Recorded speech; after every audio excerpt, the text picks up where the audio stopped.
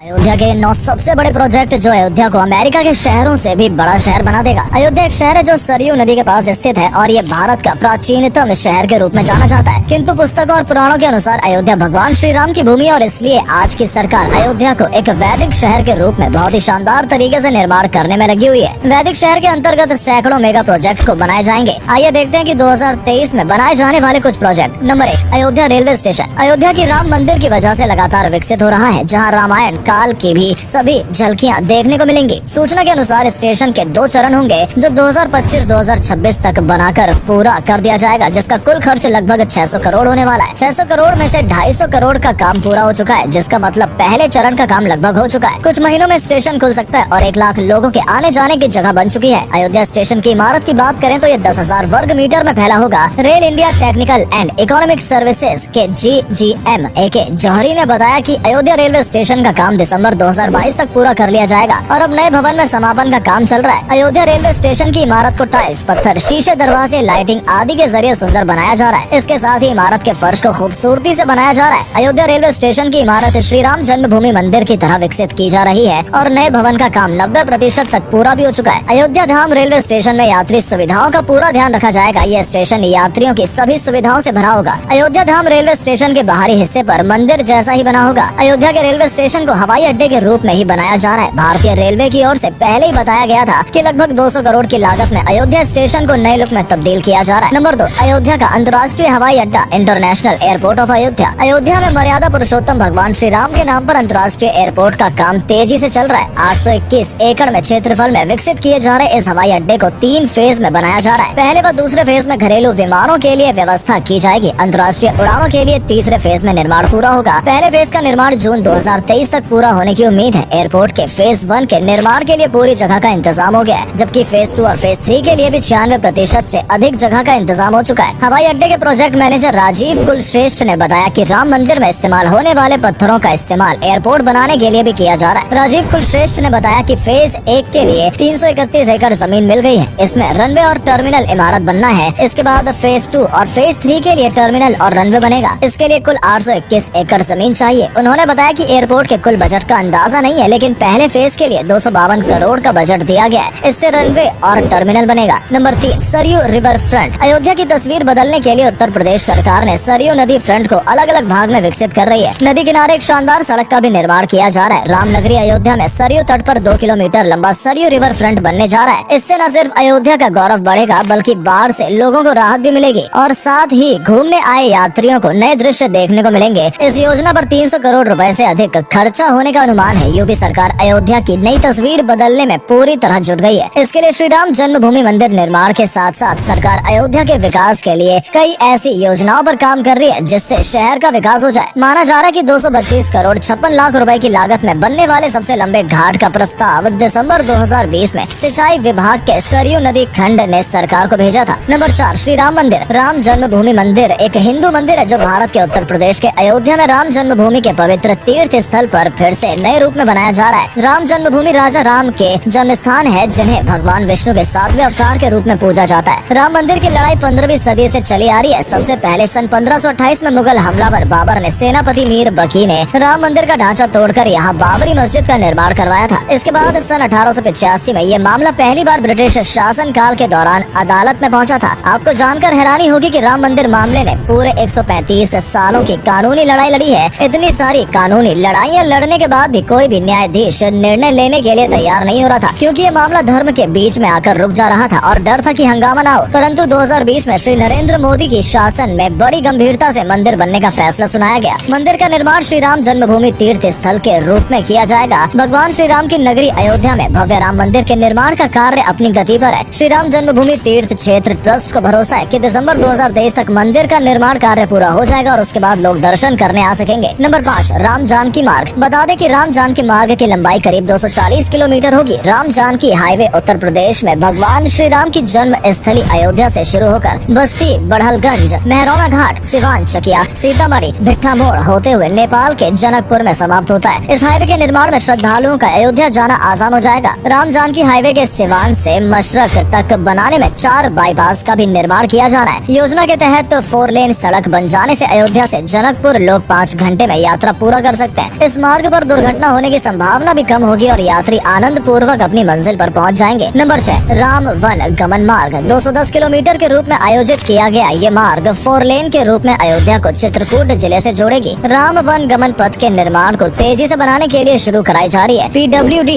NH खंड के अंतिम सर्वे के अनुसार जमीन को खरीदा जा रहा है। प्रतापगढ़ के मोहनगंज से सितंबर से इसका काम शुरू हो जाएगा। दरअसल माना जाता है कि अयोध्या से श्रीलंका तक की 14 साल की यात्रा में श्री राम ने करीब 3300 किलोमीटर का सफर तय किया। इस बीच लगभग 248 ऐसे प्रमुख स्थल थे जहाँ उन्होंने या तो विश्राम किया था या फिर उनसे किसी का कोई रिश्ता जुड़ा। आज ये स्थान धार्मिक रूप में राम की वन यात्रा के रूप में याद किए जाते हैं। 2015 में केंद्रीय पर्यटन मंत्रालय ने रामायण सर्किट बनाने का ऐलान किया था। नंबर 7, 84 कोस परिक्रमा मार्ग। केंद्रीय सड़क परिवहन मंत्रालय ने अयोध्या के 84 कोसी परिक्रमा मार्ग को राष्ट्रीय राजमार्ग घोषित कर दिया है। 84 कोस परिक्रमा मार्ग का निर्माण 6 फेज में किया जा रहा है। 84 कोसी परिक्रमा मार्ग के लिए 30 मीटर के बजाय 45 मीटर की चौड़ाई में भूमि लिया जाएगा और इस मार्ग की लंबाई 236 किलोमीटर है, जिसमें 5 जिले आते हैं। इसमें बस्ती, गोंडा, अयोध्या, बाराबंकी और अम्बेडकर नगर शामिल है। इससे धार्मिक स्थल पर विकास संभव हो सकेगा और रोजगार के नए अवसर भी खुलेंगे। इन सभी स्थलों का स्वरूप बदल जाएगा। राम नगरी के संतों ने भी ऐतिहासिक परिक्रमा मार्ग को राष्ट्रीय राजमार्ग घोषित किए जाने पर काफी खुशी जताई है। नंबर 8, श्री राम मूर्ति 2017 में योगी जी द्वारा घोषित किया गया मूर्ति नव अयोध्या का एक हिस्सा है। 24 नवंबर 2018 को मूर्ति के रूप को पूरा करके 2022 तक खुलने होने की बात कही गई है, लेकिन आज तक इस मूर्ति को बनाने का कार्य शुरू ही नहीं हो पाया था, परंतु 2023 में इसका काम शुरू हो गया। अयोध्या में लगने वाली प्रभु श्री राम की 251 मीटर ऊंची मूर्ति बन रही है। 2000 कारीगर इसे गाजियाबाद के साहिबाबाद की एक फैक्ट्री में तैयार कर रहे हैं। बनने के बाद ये मूर्ति करीब 660 किलोमीटर की दूरी तय करके अयोध्या लाई जाएगी। इसकी आकृति पद्म भूषण राम सुतार ने तैयार की है। राम सुतार के बारे में भी आपको बताते हैं। स्टैचू ऑफ यूनिटी के रूप में सरदार पटेल की 182 मीटर ऊंची मूर्ति को इन्होंने ही तैयार किया है। श्री राम मूर्ति का पत्थर नेपाल से लाया गया और वो पत्थर माना जा रहा है कि हजारों साल पुराना है। नंबर 9, नव अयोध्या टाउनशिप प्रोजेक्ट। अयोध्या में नव्य अयोध्या का निर्माण किया जा रहा है, जिसमें इस टाउनशिप में 29 राज्यों के लिए अतिथि गृह का निर्माण होगा। इसके अलावा 80 अंतर्राष्ट्रीय भवन होंगे जिन्हें अन्य देश अपने लिए ले सकेंगे। इसे विश्व स्तरीय पर्यटन नगरी बनाने का काम भी जारी है। इस तरह से नव्य भव्य अयोध्या का निर्माण होना है। यूपी आवास विकास परिषद को इस नए अयोध्या को तैयार करने की जिम्मेदारी मिली है।